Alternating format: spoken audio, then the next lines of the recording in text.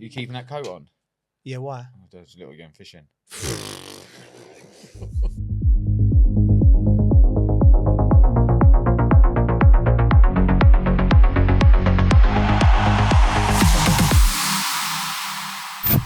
One of the Liverpool fans calls in. He goes, "Look, you can win the Champions League. I still want him off." I got called a Bulgarian lizard once. Bulgarian lizard. That should be the name of this podcast. Yeah, it should be the Muppet Show. Welcome to the Dressing Room Podcast. We're here a day late, chaps, because of bank holiday, and we've had a really, really relaxing one. Yeah. Thanks to this man. Oh, yeah. Yeah. Do you want to? It wasn't relaxing me getting there, though. I was rushing. Do you want to explain to the listeners where we was yesterday? Mate, Taking do you want up me to take it? I think take the ball by the horns. I'll say it. Yeah, we went for a bit of hot yoga. And yeah, it was quite interesting. So obviously, when you go to these type of places, like I didn't know what to expect, but I know you have to go there relaxed. Yeah. And open to the elements, open to what can be. Yeah. So I've gone in. I'm obviously late, as I always am. That was the most stressful part. I know one of them was going to be late, and they locked the doors. Yeah. Somehow you got the doors. They started open. late for you. All the women of Cobham waiting for Colton Cole. Yeah. Do you know what I mean? Yeah, and I got there, and it was very inviting. Yeah. Got in there, and I didn't know what to do. I didn't have my towel. That was the main thing for me because I don't like sweating without having a towel to dab my face at least. So that was really uncomfortable. But when I got in there, everyone was very nice, innit? Yeah. Did you find calm. it tough? It was calm. Yeah. She messaged me the night before. Right. And said, "Oh, shall I make it tough?" And I Why went, would you do? Why not? See what I'm saying? Like, First time. I've never done yoga before, and I'm doing hot yoga. So we're doing extreme sports right now. At one point, I looked over and you looked like you was a pretzel. The way that your body was, like your arm was like, and I was like, hey, do you know the what? strain into your face. I went far off it, mate. I was straining, man. I don't know. They done this. What was the downward dog? Downward dog, yeah. Yeah. Then there was what's Back the other the baby. words? There was the warrior pose. The warrior pose. What Warrior was the warrior 2? Yeah. What was the other one when you're like in a plank? Yeah, that's I've forgotten the And name. then you got now. to lift up your leg. You go down. I've forgotten the name of it. And then there's the other one when you got to roll your body up from your chin upwards. Yeah. And you get dizzy, so you got to breathe out on the way up. He was Mate, holding on for dear life. You were breathing heavily, to be fair. I thought there was a buffalo next to you at one point. The breathing coming. Yeah. Oh no, but we had a great time. The best bit Shavasana at the end, innit? Oh, yeah. Lay down and nice music playing. It's hard work, innit? I told you. What about this geezer though? Like to be Wayne Bridgey in Cobham, people calling him a legend at 9:30 this morning. He had his just to give people the view. We went for a coffee afterwards and we bumped into Enzo Maresca. Yeah. And he's seen us three sweating, and he's like, oh, where have you gone? A paddle? We've got hot yoga, and he looks at us like, he was like, that must be a sight. Man, like one big black guy and 2 white guys, and I can see. He was looking at me. He's like, "Have you lot influenced this guy here?" I said, "I'm open to try new things, man. This is not my style, but I'm having a little go." It's good. You feel good afterwards, though, don't you do feel Yeah. good, mate. And we will recommend it to anyone listening if you get a chance. Yeah. But you've done yoga before. I've done yoga before. But if anyone listeners get a chance, go and do hot yoga and write us in and tell us about your experience. You do feel good after. You do, man. What I would advise is to start just doing yoga first. Don't just go into hot yoga because I didn't know I was getting into. Yeah, it's good, but you need that because I didn't know what I was doing. And you made it strong. You made it strong for me. It's bang out of order what you done. No, it's all right. Mate, you loved it. That's why you kept on laughing at me. Like, was doing the plank, and then he just kept on looking at me laughing. I couldn't help myself. I was cursing in my head. I was actually cursing. I didn't want to say certain things, but you got to be calm in that situation, innit? But we had a great time in there. That was good. But we saw Enzo Maresca. Yeah. And then me and you, we thought, they actually look similar, didn't they? Oh, exactly. So we've got a photo of them together. We've got a photo. We'll put it in there. Yeah, we'll have to get it. He looked cool, by the way. Yeah. He looks like what you're supposed to look like. He had like these loose-fitting light blue jeans on, pair of Gucci green t-shirt. oversized t-shirt. That's what you're supposed to look like. All right, I want to be Enzo Maresca when I grow up. Right, okay. He's a nice guy. He's a nice Very guy. nice He's a good guy. I thought he was hard done by. Should really. we talk about football? People think they're on a yoga podcast here. Right, okay. Right, Arsenal, Bridgey. You was at the game. Yeah, what the a Grim day. Reaper for Arsenal turning up again on the sideline. If you see this guy, he had his big cloak on on the side of the pitch. Looked like he was dictating what was going on the pitch. You were the Southampton mob, wouldn't you? Yeah, but a good my time. dad obviously buzzing, so sat in the director's box, had my best mate Luke and Aaron come. And your dad looked amazing, by the way. I dressed up waistcoat. He's actually lost loads of weight and he ended up wearing a suit he ain't wore for about 15 years. Is it? Yeah, and then he had He's an happy old to get it. Yeah, and then he had my old Saints tie on, Oh, wicked. little top hat, walking stick. Oh, Yeah. Oh, top mate, he was fella. buzzing. Yeah. Absolutely And buzzing. then, Great, and then to trot into the director's box as well with all the big dogs. Yeah. The atmosphere was brilliant, by the way. Yeah. So good. Yeah. Was it? Yeah, It's been the a bit build up to quiet. the game Dan. was wicked. Really? Because I was it- surprised how it felt. 50 years to the 50 year years. since they last won the cup. And 50 minutes in between both their goals. Yeah. So Is 35 it? and 85 minutes. Oh, so my God. Yeah. It's written Know in the what I stars mean? for the minute. my mate Luke's obviously fuming because you pulled City out the bag. I know. He's not happy. He's already So told me. he's not Yeah. happy about that. But Listen, you've got to beat them to win it. Yeah. So We're going to talk about Arsenal because, listen, it's the theme of the last 3 months. Are they every time they lose a game, lose a couple of games, are they bottling it? The quadruple's gone. They're now out of 2 competitions. They play Sporting Lisbon tonight because we're recording this on a Tuesday. Do we think we're at the stage now where it's league or bust? Are they? What do you make of what's Saints going on? played well, by the way. They played really well. They did play really well. They did play really You know well. where Arsenal struggled with a long ball? Yeah. Struggled Yeah, massively. you were saying that, weren't Yeah. Mm. But the Just a first direct few long ball. balls, yeah, they were in all the time. Really? Just getting in all the time. Yeah. Oh, sorry, my But bad. going back to Arsenal, Gabriel limped off, right? They've got a lot of injuries at the moment. They're coming into the most crucial part of the season.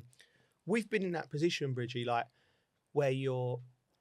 What was the crucial things do you think that we had that this Arsenal team haven't quite got yet that they need to show in these next few games because the pressure's on.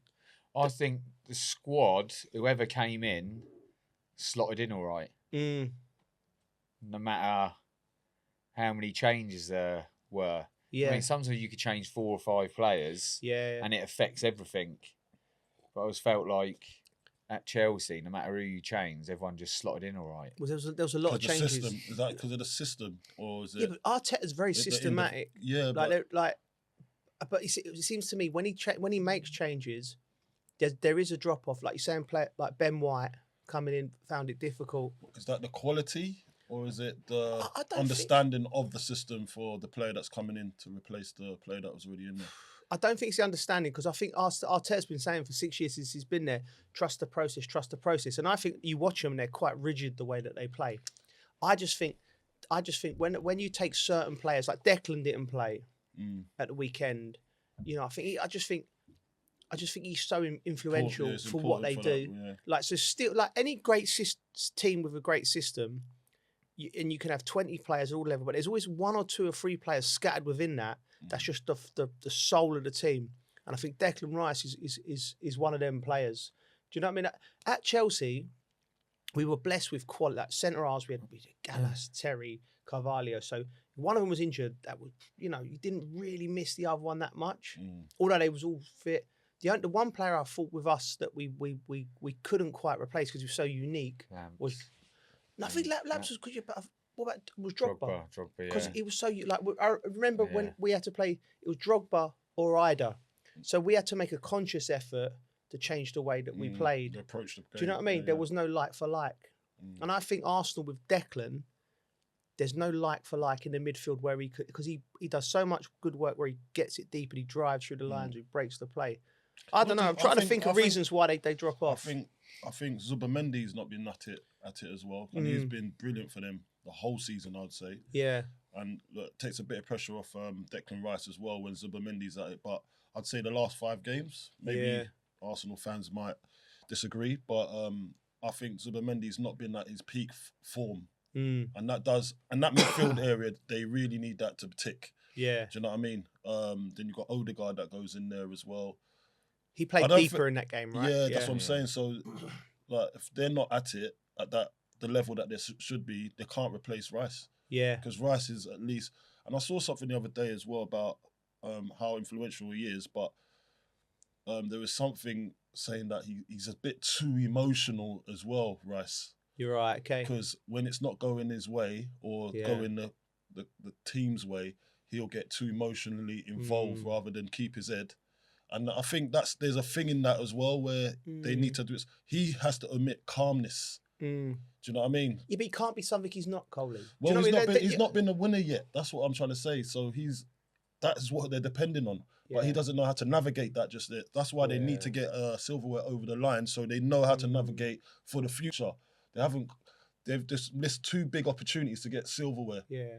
I know they're still in the running for the 2. Yeah. But for their experience sake, they need to get some type of silverware over the line. Yeah. Because that will create positivity when it comes to the squeaky bum time. They'll know how to navigate when the going gets tough. But they haven't been there yet. They've not gone to those trenches yet. It's almost like a trauma thing, isn't it? Like every year for the last 3 years, they've got to this stage.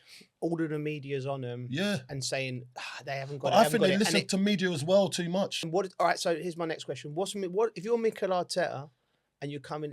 How do you approach these next few games? What in terms of forget the tactics or forget. Yeah, what are you saying on Monday morning? How are you setting the tone with your coaching staff, with everything? You know, because do you remember the cup final we went to, and Mikel Arteta made the Arsenal players stay and watch Man City the whole way? Like it was a very performative. Do you know what I mean? Like you will look because he's thinking to himself, you know, this is going to be a thing. Like we'll look back in 3 months, we'll win the league and go, remember when we watched them up? That will motivate them. So he's obviously thinking of things, Mikel Arteta. But what would you do, Bridgey, in that situation as a manager? I think you've just got to try and get them mentally right, playing relaxed, and like Arsenal fans, right? Right. They're going to do the quadruple, right? Now they're out of that. Some of them stressing. Yeah. Now they might bottle the league, right? So the players could be thinking the same. So as a manager, one, you've just got to get back to winning ways. You just got to get them mentally right, training right. Yeah. And if you play with any kind of fear or worry, it just affects your game. Do you think his face look? I look at Arteta. I look at managers. I think he looks concerned, worried. Like he's like, you know, like he looks gaunt at the moment. Do you know what I mean?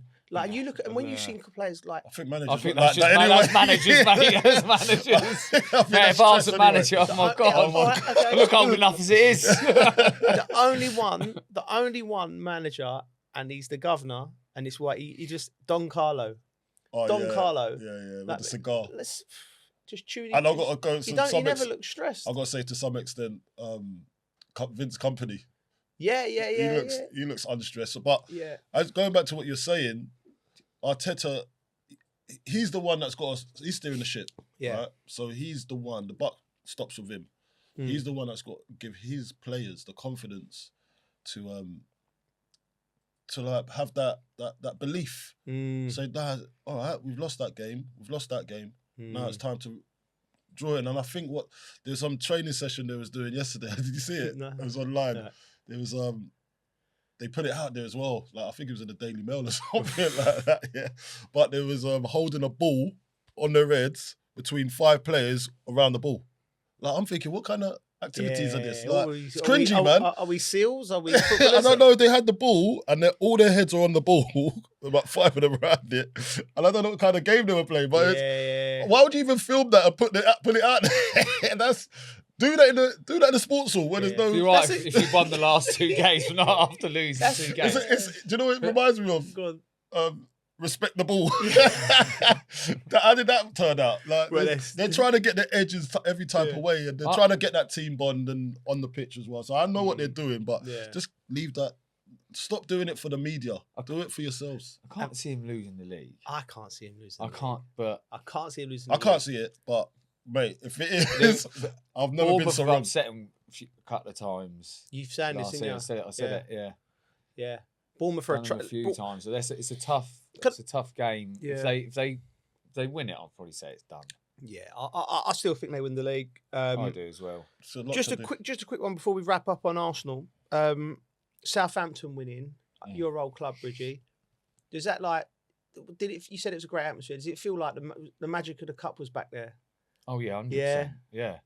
It was brilliant, especially the 50 years since they last won it. Where did you go afterwards when you was with all the boys and your dad playing darts? Oh yeah, we were singing songs to you, weren't we, down the phone? You could hear my dad the most, couldn't you? Yeah.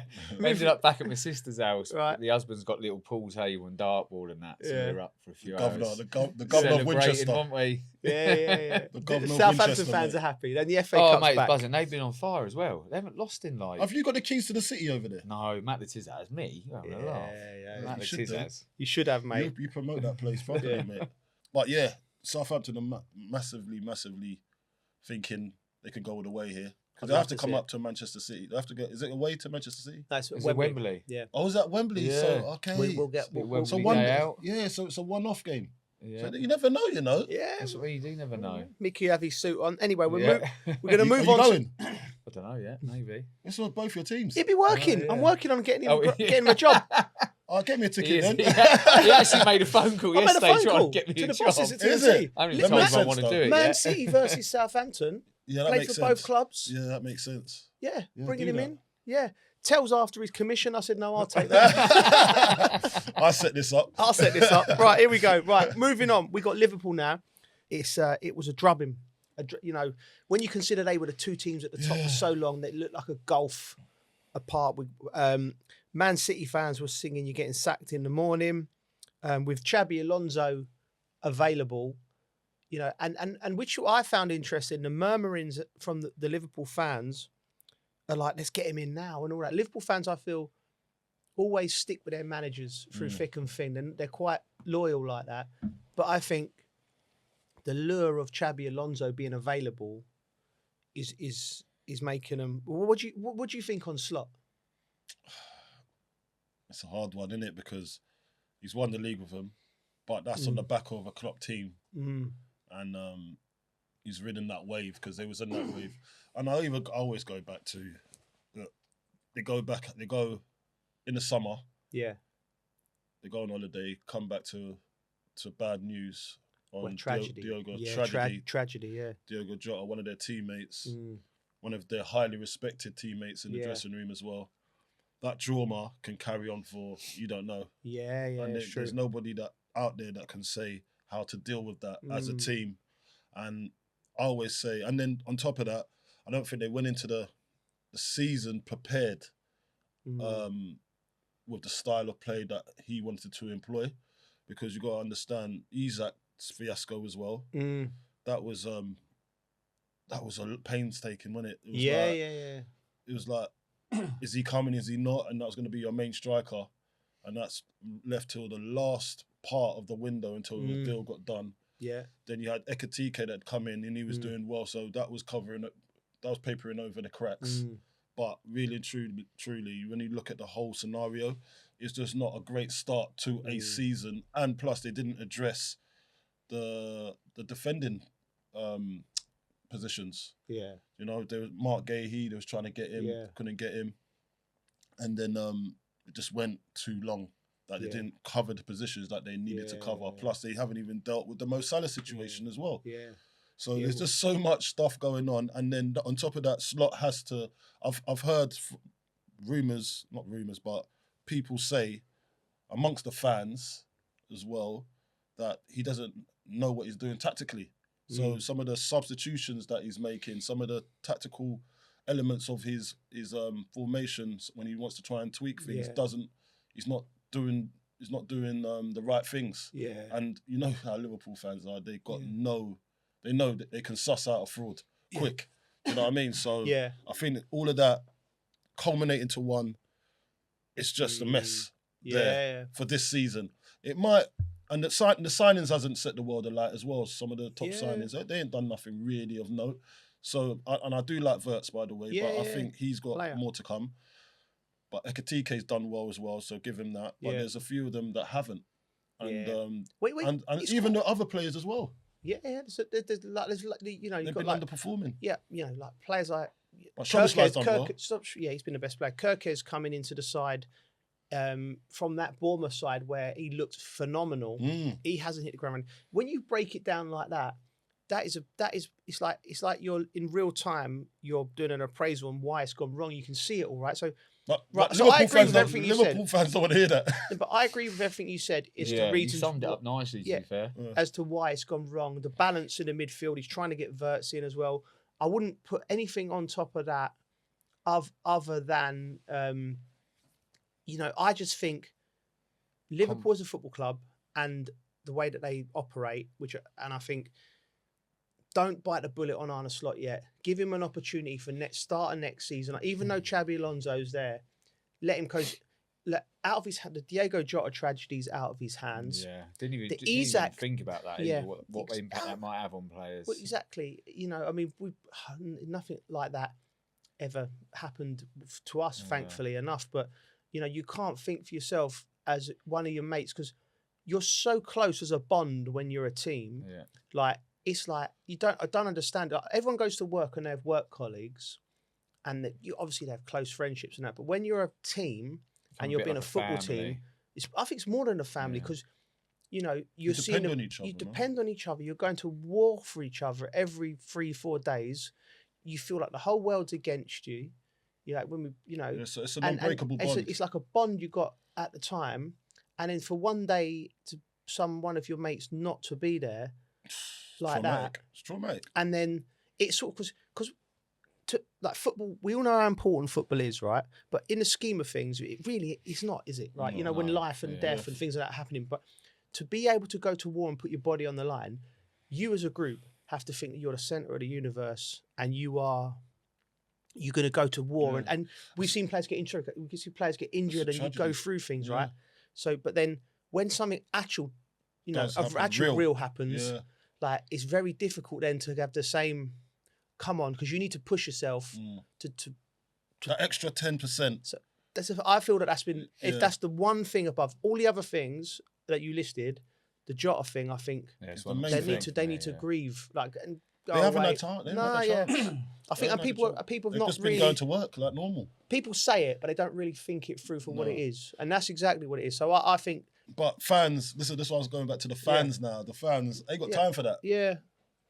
Fans, it moves on quickly. Do you know what I mean? Yeah. The people that's effective, they can't forget about it. It's just the way it is.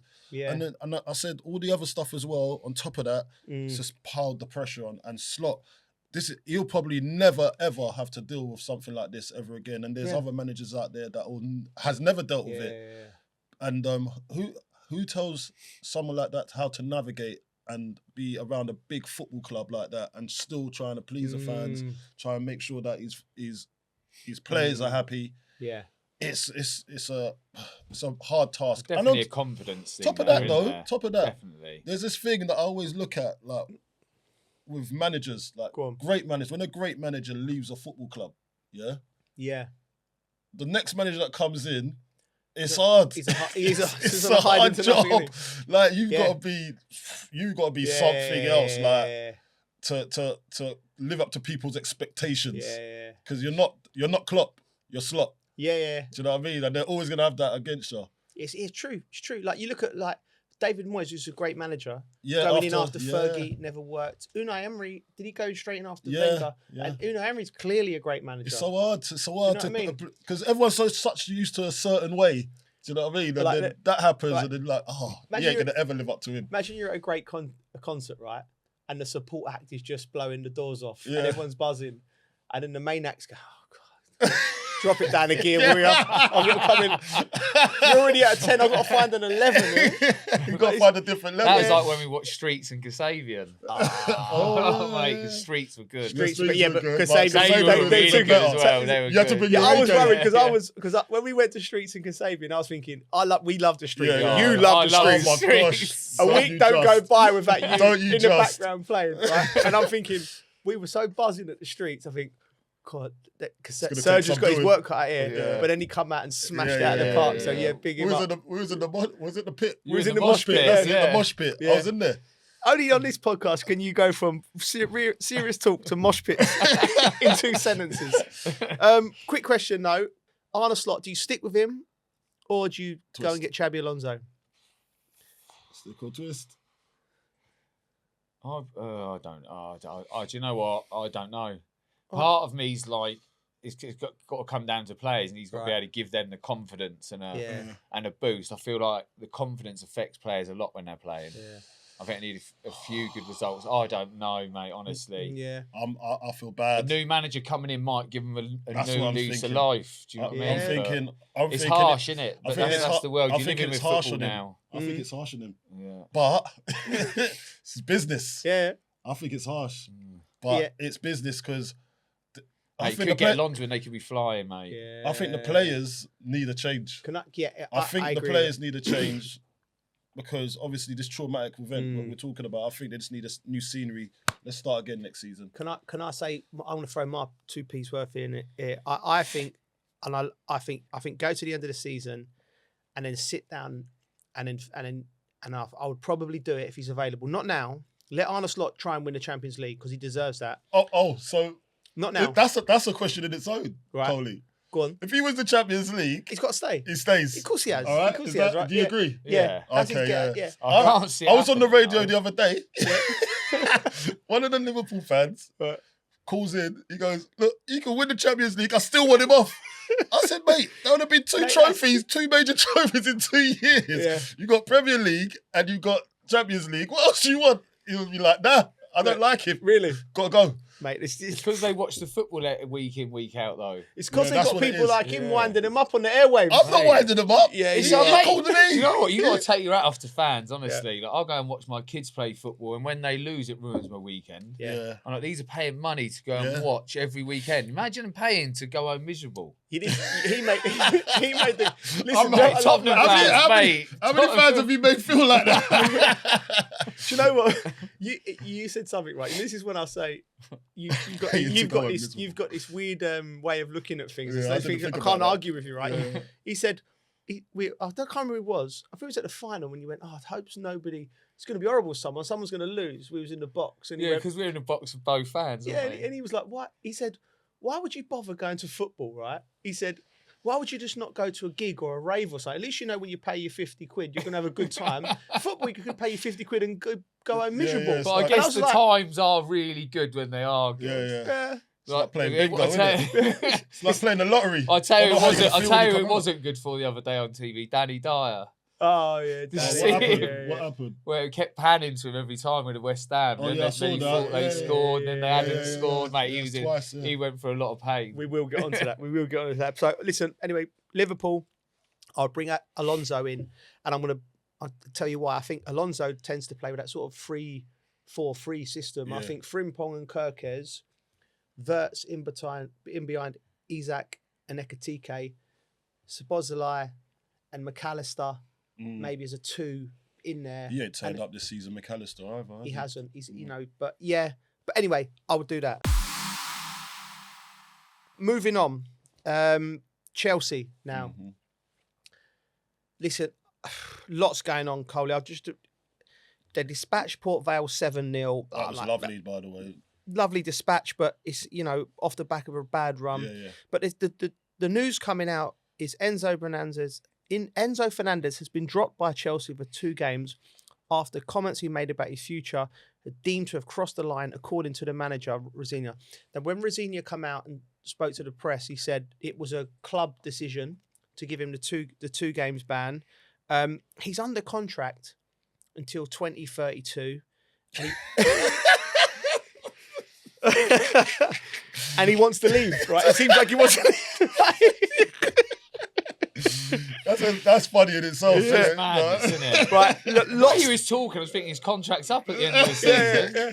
Like, 2032. So it's on us, right, as ex-footballers, to like try and give the fans a perspective, the listeners to give them a perspective of did he cross the line? Is his punishment fair? What are Chelsea thinking? So first of all, I think Enzo Fernandez is a great footballer. He's a great footballer. And when he's on the pitch, Chelsea are a better team. And he's clearly, when he signed for the club, he would have been clearly sold this dream. We're going to go back to the top. It's Chelsea Football Club. It's global. He's thinking to himself, fantastic, 100 million player from Benfica. I'm at the big league. and he's been there 2.5 years now. He's probably looking around and he's playing with young players, not really competing with your Arsenals, your Man Cities. And he's probably thinking, he signed this 8-year contract of what he signed, which Chelsea, and he's probably thinking, this ain't happening for me. And it's a short career as a footballer. So I think between him and his agent, they've decided they want to get out. Now they have to, his agent's probably encouraging him to say these things in the press, because what it does, it destabilizes the club. But like you said, when you've got a year or 2 years left, you'll hold the power in the contract because you are a valuable asset. So the club's perspective is, right, we've given all these players these long-term contracts. We've had some where we've given it to Mikhailo Mudryk, who's had the drugs thing, can't get him off the books, paying him a lot of money. So that's a negative for giving him a long-term contract. Your Cole Palmers, your Enzos, you give them a long-term contract and it secures the value on the asset. But now you come to where the rubber hits the road, where, Enzo, you got him for another 4 or 5 years, so he's secured, but you're going to have an unhappy player for 4 or 5 years. So this is where I think the ownership group, they don't have anyone in that group who's been a top player, who understands the mindset, understands all the intricacies. You can say it. Intricacies. Yeah, and so but when they've come to this place, they've all sat around and probably gone, right, how do we deal with this? Because this can't go on. He can't be saying he wants to leave every 5 minutes. So they've gone, right, we're going to ban him for 2 games. And one of the games is the Man City game, right? So, I mean, if they've had someone in the room, you need to preempt this type of stuff because you can't just be banning players for talking about their opinions. If he wants to leave... Sure, they would have had a chat with each other before they decided to ban him for 2 games. They said it was a club decision. So for that means it's the owners, maybe the board, maybe the directors of football. So how's his one such a big deal and Cucurella's one not? Good point. I think with the Cucurella point, I think Enzo's done it before. I think there's been some like misdemeanors previous. He's got previous. This guy, every time he goes away on international, I bet. Yeah. But the thing is, you have a little breather. You have a breather. I don't know, man. I think it's pretty much. Listen, you're not. If you're sitting there going, I'd like to go and live in Real Madrid. No, Madrid. Mate, it could be Rayo Vallecano. By the way, it don't have to be Real Madrid. It could be Getafe. That's in Madrid. Yeah. So it could be these other teams. He might not just say, I want to go to Real. It could be Atletico. You know what I mean? It ain't Chelsea. You know that. Do you know what I mean? Chelsea ain't in Madrid. That's true. That's true. Right? So... Far from it. Right? So, like, the question's here, did he cross the line? You shouldn't come out and do it, should you? Really? You shouldn't come out and do it. But if you're thinking... I wouldn't mind to live in Madrid, but he's saying it was... He was saying it was innocent. Like, says, the weather reminds me of home. Yeah, but that's just separate. That's the lyrics. That's the lyrics he's coming out with. Yeah, you know what you're saying. Well, if that's the case, then I would say, listen, Enzo, you need to come out. If my dealings with it would have been, first of all, I think you made a rod for your own back with these long-term contracts because I think they sound good in essence, but they haven't thought about what happens when you get a player, a top player who wants to go, and how that affects. They must have had a chat with him before banning him, surely. Well, it's an easy one. You say, listen, Enzo, why are you saying this? Yeah. And he'd go, oh, sorry, I didn't mean it. Go, all right, then no problem. What about this statement saying you're committed to Chelsea for the next 4 or 5 years and you're not interested in leaving no matter where, you know what I mean? Yeah. And then you go, all right, but that would have been the first move. Then if he says no, then you know he's not said it accidentally. And you go, all right, this is where we're at. And then it becomes a thing, well, then listen, I just think I could have said this was coming down the line 2 years ago with his long-term contracts. 100%. That's how they're going to try and get out of it. Of course, players are going to try and navigate. We see Isak in the summer. I just if you're going to do it, fine him. Yeah. Don't ban him for 2 games if he's a player that's going to play. You're hurting yourself and still really. Give you everything. Because no matter what, whenever you go on the pitch, you're still going to give everything. You're never going to go out there and not give everything, are you? Yeah. We would think that. I'm assuming Enzo is that type of character. But we have seen some wrong-uns. We have seen some wrong-uns. But would you forcing yourself out of a club is it's so ugly, isn't it? It's so ugly, hardcore, right? Do you know what I mean? Because the only people that pay the price are the fans. Yeah. Do you know what I mean? If they're not happy, you've seen what Chelsea do. Exactly. You go well, doesn't matter how good you are, what kind of background you've got, or what kind of reputation you've come with. Yeah, you get put in the reserves. They've gone hardline Chelsea on all of these type of issues. They've gone any of the players that they've give long-term contracts out, and they won't leave because the players can't get the money that they're on at Chelsea and whatnot. They go, right, you're going to Siberia, the bomb squad. You're going out there. You're going to train with the kids. You're going to make your life difficult, which is completely wrong. Yeah, because every one of them players were bought in good faith, and it hasn't worked. And it's not just the player's fault. If a player's not worked at a club, the player has to take the most of the blame, but it can be the manager, it can be just the situation, it can be no one's fault, right? Mm-hmm. But you can't go, right, we wanted you, go and get over there and do that. I've been vocal, but I don't think that's... You've been in that situation. So just talk me through that. What was it like? What bomb squad? Yeah. He's been at... Yeah. It was a bomb squad of 6 months. So was I. Shay Given, Adebayo. I was in bomb squad in Indonesia, though. That's a proper bomb squad. Proper bomb squad. Oh my God. Mate, they put me in bomb squad in Indonesia. I didn't do nothing wrong. It's crazy. Imagine being in Indonesia, segregated. I could have dealt with it differently when I look back, maybe, but not like loads differently. Go on. But I could have been a bit more positive. But when I was with them, there was Craig Bellamy, Shay Given, Adebayo. There was like a group some of big us. dogs in there. We were coming back for pre-season. Just got a phone call saying he don't want you at the training ground. It's just from who? I can't remember. We don't want you at the training ground. So it wasn't the manager? No, management Weasel. Called me. He'd never call me. That's a proper weasel move. Who was it?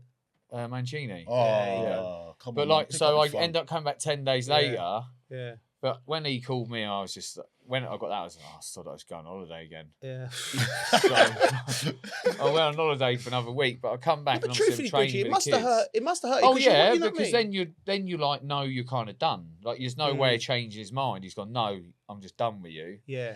So then you train with the kids, but like obviously, like you say, you're on big money. So then it's like, well, who's gonna come and get you? And I think a couple of lads might have got out in time, but then you're training with the kids every day, but I never cause a problem. Yeah, of course. I go in and still train, work hard, but you just I lost a little bit of love for football. So I'm like, what's next? Like, am I just seeing this out? Yeah. And I remember it got to Christmas time, and he called me over because I thought I had 2 weeks off at Christmas. Right. Because obviously the kids get a bit of a break. Yeah. Oh, you're training with us now? I was like, come on, mate. So he's just done a spiteful one as well. Oh yeah, I just thought, come on. So hold on. So you've been out. I've been out all the way from summer to the youngsters get 2 weeks off at Christmas. Yeah. But he's gone, no, you come and train with us now just to be spiteful. Yeah, and I was just like, come on, mate. Like, what are you doing? Taking the piss. I ain't caused you no problems. I was literally just going to go home for Christmas. Yeah. Oh, that's your problem. You just want money. You don't want to play football. So no, but you're not going to play me. You're just keeping me here for the sake of it. You haven't all of a sudden just changed your mind. You don't want to play me. Yeah. So don't blame me. Spiteful. So then, anyway, get past that bit. And I think I went in January, and then ended up going to. I went to Brighton in the end. Yeah. For less money, I took a little bit of a cut to be able to go. So I said, I need to get out of here. I just think his behaviour there is atrocious. I think diabolical. Yeah. And you haven't done anything to him. No, and I'm like, I could understand. I can understand if you're a player that's causing disruptions in the first team. You're gone. But you're still going to want to train. You still want to be fit. You're a model professional, and you're playing with people that you get on with. Exactly. Like I get it if there's a bad egg. I get it if there's bad egg, but I was never a bad egg. But that's interesting because what is Enzo's teammates thinking? No. Yeah. That's exactly it, Coley. We'll probably go to you and go, mate, what are you doing? Yeah. I would go to Enzo and go, come on, geez, what you like? And like, come on, you're with us, right? And that's problem. That's problem solved. Yeah. But the club's be going. The club, Liam should be able to go to the top boys at the group. Go, get hold of him, sort him out. Yeah. Do you know what I mean? Do you reckon Liam's got that in him? No. He needs to know who his leaders are, and that's the whole point of having an experienced pro. Exactly. What we've been saying. So having an experienced manager should be dealing with that situation, not people up above. No, but see, but that's not how they work it. They work the situation. The manager it filters through the manager, but it's not. Do you know what I mean? Whereas we're used to a system where the manager is the be all and end all. Yeah. So Mancini, he would obviously have to tell the directors he's doing that to you, but that's him. Do you know what I mean? There's no one going, I'll tell you what, geez, let's nose up Bridgey's Christmas. Let's make him come in. There's no one there. He's just, that's all him being a donut. Yeah. Vindictive, yeah. But what I'm saying is, this problem was always coming down the line, and Chelsea have just got to it and gone, right, let's go hard line on him. And then the teammates go, oh, if they're going to do that to him, they can do that to us at any moment. Yeah. Do you know what I mean? If we say the wrong format, I just think it's a mess. I really do. And I just think if he and I feel for Liam, because I know Liam. If he was left down to his own devices, he wouldn't have handled. I don't think he would have handled it like this. I really don't. I mean, I might be wrong. I don't know. Well, we don't know. We don't know, but I'm not sure. Yeah. As a manager, you got to try and keep him on side. Right, just for the record, before we move on, Enzo has said that no talks have taken with Real Madrid or Getafe or or anyone in that region. Yeah.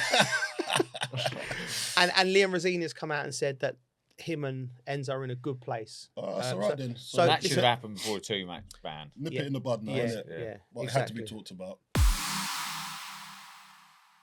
We're going to go over to West Ham in a minute. I did the game. It was a brilliant game. But before that, we're going to go with England. We've done our England 11s last week. And there's some comments from people. Here we go.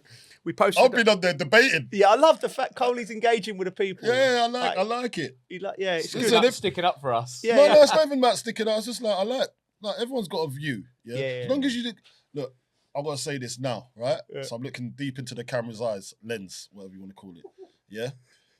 Listen, when you come onto our comments section, right, you don't have to be rude first to start a conversation.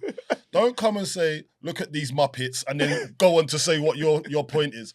If you want to get my attention that way, then I won't engage with you in the way you want me to engage, but I will engage with you if, you come with a little bit of respect. Do you know what I mean? Or else I'll call you a Muppet back. How about that? Muppets. The Muppets. That should be the name of this podcast. Yeah, it should be the Muppet Show. The Muppet Show. Yeah, that's our new podcast name, the Muppet Show. Oh, here we go. Right, so listen, most people like Bridgey's team. So 90% Coley, you was at the back. Yeah, I got 35%. That's the team that will win, you know. Okay. Right? We'll never know because it won't happen. It's tactically, it's a spiritual team that is. It's in the unseen world. All right, I do pick my teams on What spirituality. did you second? No, I was second with 35%, but Bridgey smashed it, 46%. Is it? Now, Carlton, you had Madueke in your team. Yeah. Craig said starting with him was mad. Like, defend your thing with Madueke. Look, or just admit you got it wrong. No. Look, it could have been a toss up between Madueke and Bowen for me.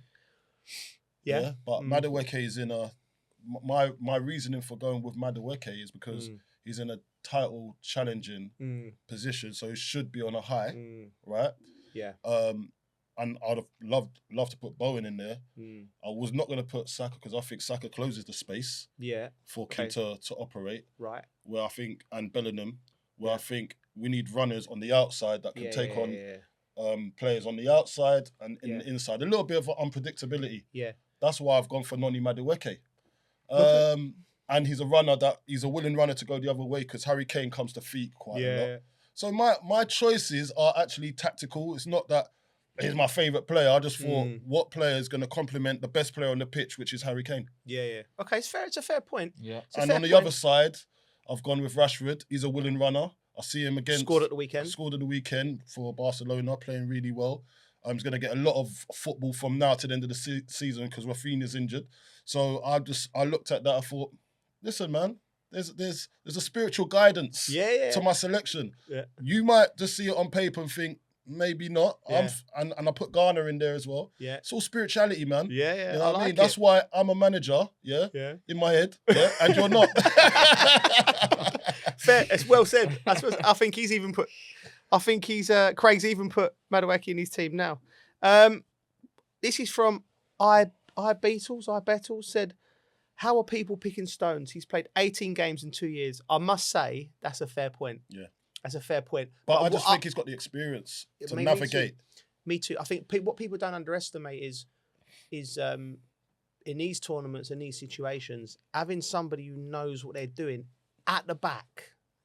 You know, next Mark Guehi is the number one centre half, but he's not played in a tournament, right? But not regular.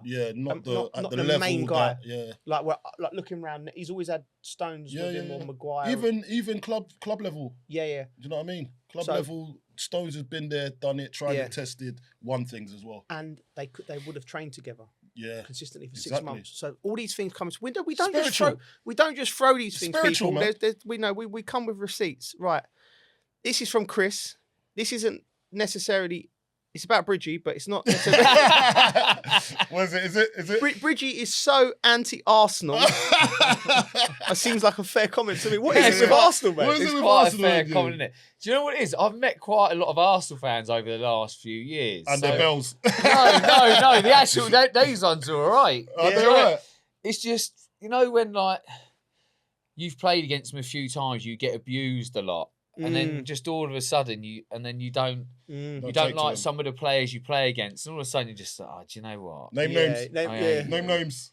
Like just when that Chelsea Arsenal rivalry, like he's actually right at Boué, but he used to do my head in. He used to do my head in to play against. It's like Gary Neville. I like Gary Neville. He used to do my head in to play against. Okay. So it's left a bit of sour taste in your mouth. It's you know what I mean. I don't really hate. I reckon you'd like a Boué on a night out. I reckon you would. I don't really seen him hate them. No. I kind of just dislike them a little bit, okay. and I like it when they lose. Okay. So you don't like them then? Mate, they're good. You're happy when they're miserable. Yeah, but it's just certain things in your life, and like if they went and won the league, I'd actually be happy for the people that I like. That we love. Arsenal, the people we love would be happy. But everyone else, I won't be happy for. Okay, that's what I mean. We've got a guy that follows us, and he's quite vocal. I didn't know Marlon King was an Arsenal fan. Really? Ex-Watford striker. Okay. James Puentes as well. He follows us religiously, but he's an Arsenal fan. But they're reasonable Arsenal fans. Right, okay. We've got Simon Swifty. Right, okay. Simon James, my mate, Arsenal fan. Very unreasonable fan. So this is why I do it, for fans like him and get under his skin. And I don't think it's a hate thing either. Do you know what there's something about them? They always celebrate and they're always texting. And it's their season. They're going to win this digitally active so early. Yeah, they're digitally so early than any other team I can think of. They go. So like, then I'm just like, I'm just going to see you eat these words. Do you know what I mean? Listen, they got to win something. A bit of banter is funny. They got to win something. They're going to win the league. Time will tell. So what else have we got on there? Time will tell. No, that's pretty much it. Like, so like, well, we're gonna. You was getting the Cristiano Ronaldo one last week. This is weird to me, right? I don't even remember. I said something about Cristiano Ronaldo. But you said there's if you say something bad about Cristiano Ronaldo, mate, there's a he's tribe got all that these come little after you. minions that bounce on and do all that. You said something about him, and someone came for me about it. Yeah, that's true. You're just dropping bombs, and you don't even read it. That's the worst thing. Yeah, he don't read it. Yeah, so stop coming on our page looking for him because he doesn't care. Carlton reads it all the time. Go for Carlton. Yeah, come for me. Like, I don't mind bouncing back and forth with you. Lot. Yeah, I just found it weird. Like, anyway, Cristiano. I don't mind him. He's all right. Leave me alone. I think a lot of these people as well sometimes, like they see it and they think of a reply straight away rather than slow it down and think. Yeah. Just want to bat it. Just chill out a bit. The amount of names you got really called on there. Really? They've just gone boom, straight in two-footed. Didn't see it, anyone. Yeah, don't even see it. So there you go. I'm seeing. I'm hurting. Coley's my guy. Yeah. I'm going to start sending them all to you. Okay. Thanks, mate. No, my mates do that. Like, I got, like I got called a Bulgarian lizard once. My mate thought it was brilliant. Yeah. I said something about Liverpool on telly they didn't like. And this geezer, it was quite funny actually. He went, look at him, he looks like a Bulgarian lizard. I don't even know what a Bulgarian lizard looks like. But there you go, we're moving on. We do now. Yeah. Right, moving on. West Ham, I was there. Can I say, Colton, what a game. Like, it was a good view. It was, do you know it was what? a good view for the mutual. Yeah, before I go on, right, I said that I don't know if it's my old age what it was, but I get really when I go to West Ham and a big night like that when the crowd they were singing Bubbles, I get really emotional. I was like, because like I remember that song when when you're there and you're a kid and it's all new and it's all fresh, and the fans were so up for it. Yeah. They were so up for it for the game, and as we come down from where we was watching the game, God knows why they do this. Was they put us like right between the Leeds fans and the West Ham fans, and we got to stand there for 10 minutes, and just watching them scream abuse at each other, the passion, the from the top of their lungs, running from the top. I saw one geezer. He must have been about 65, limp. And I saw him running down like it took him ages to get down, just to get blow out some nonsense. Yeah.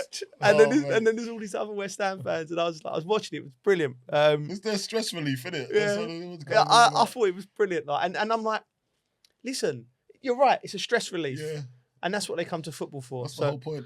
But that's what they're paying for. Yeah, that's what they're paying for at the end for West Ham when you see the Leeds fans going absolutely mental. What about the West Ham fans that left 2-0 down? Yeah. When was that, half time? No, it was 2-0 down. Just like there was 10 minutes to go, and then they're all creeping out, and then if anyone knows the Olympic Stadium, it's a long way out. Yeah. Right. So it's a little bit there was a portion of them that went out, and then they tried to get back in. The stewards give them you ain't coming in tonight. Yeah. And then the ones that come back with their head held with a towel between their legs. Like, I was just going to the toilet. Just going to the toilet. That was Fletch and Ali on commentary, because we're finding these people coming back into the stadium, and they was going, "Don't leave! Where are you going?" It was brilliant. It was absolutely. So brilliant. I would have thought a different way there, because I went to the toilet when Saints got their second goal. Did you? Yeah. Okay. So I missed it. So then I just thought, well, we'll just stay here. What, in the toilet? I stayed out. I just stayed in the toilet. I left the toilet, but I thought I'm not going back into the stadium because I've gone to the toilet. That's why they scored. So I just stay out here. Because if I go back out there, Arsenal might have scored. So last few minutes, maybe that's what some of the fans are thinking. That's what they should have done. Stayed out. Maybe that's probably what they were thinking. They said, you know what? Well, I'm out here now. We've caught up, so I might as well stay out here. Not try and get back in and just.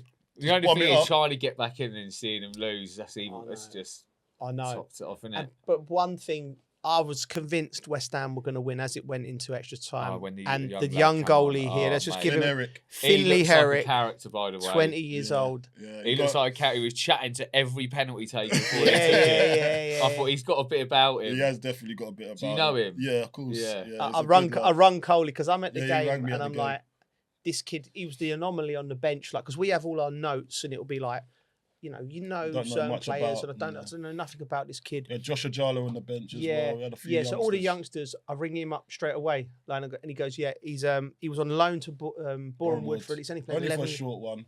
For 11 games, 20. He's been at the club since he was 6 years old, and I'm just thinking, you're talking about spirituality, and I'm thinking. It's written. It's written. This he's sitting there. He's been at the club since he's 6. Imagine all them nights he would have been dreaming of his debut for West Ham. But it would have been, I'm coming on with 5 minutes to go and I'm going to win the penalty shootout in a big FA Cup tie. So I think it has to be done. And then I thought the crowd give him a massive, like they always do at West Ham. They give him the big up and he'd come on. And what he done very smartly, because there was 5 minutes to go. He couldn't get into the game. So he took the goal kick, took his time. Yeah, took his time, but and then a sort of pass back come to him, and he just calmed. He looked calm, calmed himself down, and then the shenanigans started in the penalty shootout. I thought this kid's having himself. I like it. And he saved the first one, and I thought this is going to be one. A few others as well. Yeah, fingertips to the others. Just one that he probably felt a bit bad that he couldn't deal with, but he done it. Yeah, I felt he was brilliant. Yeah, I did. The only thing I would criticise with Nuno is. And it's hard because I don't know the situation with Wan-Bissaka, Mavropanos. Maybe you know Coley and Somerville. Was Somerville ready? I think he picked the team. It looked like a team that was slightly edging towards the Premier League, and I just think he underestimated. I think he would have sat there when the atmosphere was kicking off at the start and thought how up for it the West Ham fans were, how important the FA Cup was. I think he could have picked the stronger side. From the start. It was a day out in Wembley. People forget that. You know what I mean? I think he underestimated that, and I think it was a broad financial decision. It's hard as a manager if you think... It's to weigh up that one. Yeah. Where do you find a biting point for your strongest team and saving your legs as well for the charge that's already to stay up in the league as well. You'd rather stay in the league Of course. than win a cup, right? Of course. Would you? Would you? What? Would you rather go down and win an FA Cup? Too much. No, Coley, it's too much money. No, you got Where's the love? Where's the love? No, Where's I know the what you're spirit? saying, but where's the spirit, mate? Them Too boys much might not money. win anything No, ever again. I know. No, For the boys. FA Cup. Listen, I get it. I'm not. This comes from my soul, not from my bank balance. I get it for the purist. That is the dream. As a manager, be honest. As a manager, would you rather win the FA Cup and go down or stay up? No, but you don't know what your remit was at the start of the season. I'd prefer to win the FA Cup and go down. I'll bring them back up. Listen to this. But I'm a romantic. No, but winning the FA Cup, when you were signed and you're trying to save us, trying to save us. It wasn't. We should your put this remit, out there. But your remit wasn't. Ask people what they your would remit to come win the FA Cup and go down. No, stay up. Remit was to keep us up. That's it. Not go and win the FA Cup. That weren't on the forms. That weren't on the forms, mate. When you're signing that contract, the owner was saying you better keep us up. And then we'll give you a nice. It's not to win the FA Cup and go down. Corporate greed. Corporate greed. No, but you have to. He's doing his job. He's doing his job. No. I'm not having it. No, you're not having it. I'm not having it. He's doing his job, mate. I'm not having it. Listen, I'm not having it, mate. The FA Cup would have been a bonus. It would have been a bonus. It's no bonus. All right.